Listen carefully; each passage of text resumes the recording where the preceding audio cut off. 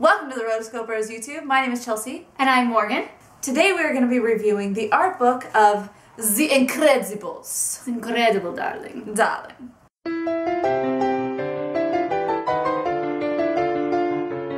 So The Art of the Incredibles was actually one of the books that people requested quite a bit that we review. So we bought the book and this is our little review of it. And actually, just being straight up honest, it was kind of disappointing. Yeah, it was. I mean, yes, this book was 10 years ago, so it's hard to compare to art books of today because it was just from a different era.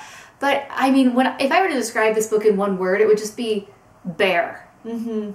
The problem with this is because you're going into it thinking, it's The Incredibles. The Incredibles is awesome. The Incredibles are incredible. It's awesome. The book's gonna be incredible. It's gotta be, right? No. It's Brad Bird! Yeah! You've got Brad Bird, you've got, the other forward is by John Lasseter, kind of talks about their story, about how they were always friends, and then they came together, like, yeah, we're gonna make this awesome movie that you've been working on for years. And that was really cool, like, it started out all nice, but then as you're flipping through, it's just, this is just so bare. Mm-hmm. So this book is divided into 3 main sections. The first one is called Meet the Pars. The second one is called The Golden Years, and the third one is called Showtime.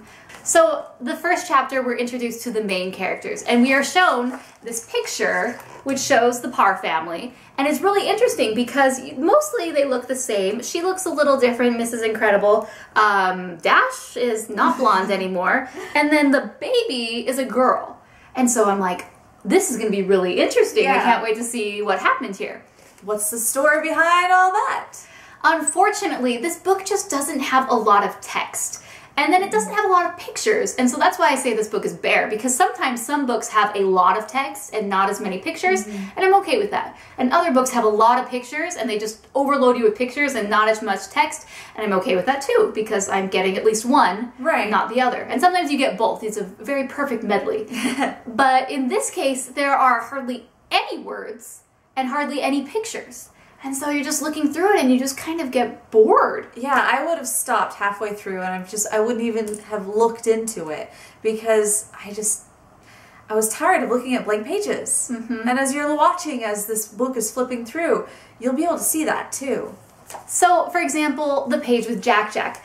As we saw earlier, Jack Jack at one point seemed to be a girl figure. I mean, he had eyelashes and a girl ponytail. So he was a girl. But then you get to this page and there's a little blurb and there's nothing about that at all. We don't even see like these other designs where he was more girlish. It's just Jack Jack as we know him, a little teeny sketch, and a little blurb about basically what we already know about Jack Jack. And it's just so sad because the whole book is like this. They don't go into the history, they don't go into the narrative, they don't really go into the development. They just sort of say like, here's some stuff. Yeah. Look at it. There are a few interesting pages where we talk about the Parr home because this movie is set in, a mid-century modern period, which is, there's a lot of really cool design elements with the house and the furniture and the cars. Mm-hmm. So they had a lot to play off of.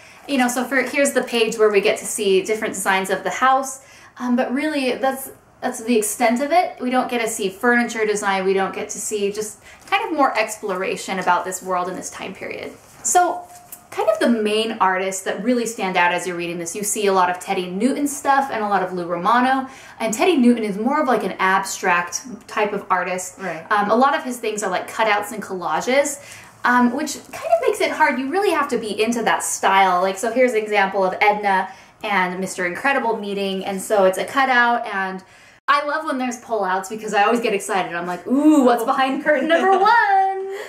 And so this one is a color key of basically the main scenes in the movie, but what I like about this is a lot of time the color keys and color scripts are just kind of, the general idea, color slapped on, but this is that, but stylized, and it's just really cool to look at because it's just a different view, and this kind of art style characterizes The Incredibles to me, and so I thought it was perfect to have this page, and it's just a fun pull-out. So. Yeah, it was a really cool one.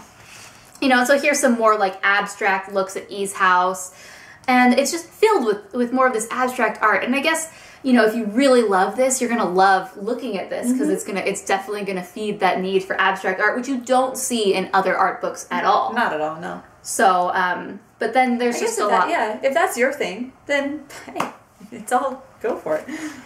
This does go in and talk a little bit about one of the villains that was actually taken out of the movie, and his name is Zarek.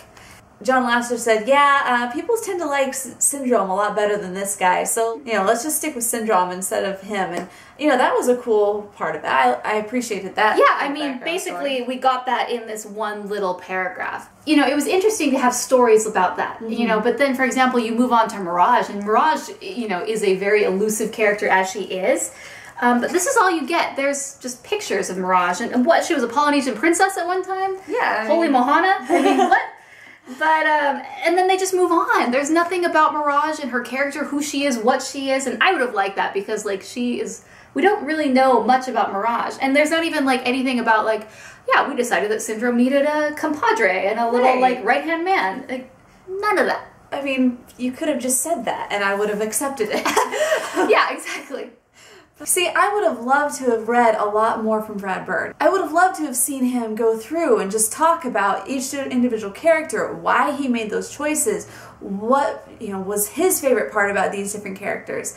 They really missed all of that. Like, I got no insider scoop, no insider knowledge or even why they made different choices, because a lot of the different art books nowadays, they do a lot of that. And they tell you kind of the background story. It's kind of like watching a million bonus features all in one, which is really cool. I love doing that. And as I'm looking through this, I want my $40 back.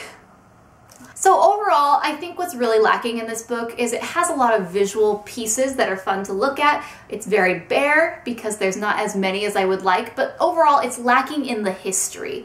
But I think implied in these art books nowadays, it's like the art and history and making of the movie. And so, you know, it's just, it was really sad because I love The Incredibles and I love, you know, I have watched The Incredibles director commentary so many times. So this was another chance to kind of get something new about The Incredibles. It's been about, you know, 10 years. Yeah. But nothing. So all in all, we're going to say skip it. Really? Sad. Yeah, I mean, we've never done that for an art book. Never. Ever. And this is how tragic that it's on The Incredibles, of all of them. Yeah, I would give this 2.5 stars. 2. But don't worry, folks, because we've got more art books coming your way. We've got lots more to choose from. So make sure, let us know in the comments, did you have this book? What were some of your thoughts on it as you were even watching it flip through?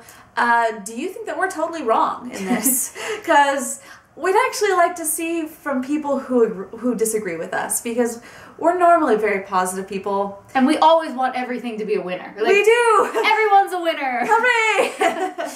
Although we really don't believe that in real life, but when it comes to art books and Disney and Pixar, everyone's a winner. We like to see people who try and who have really put a lot of work into something succeed.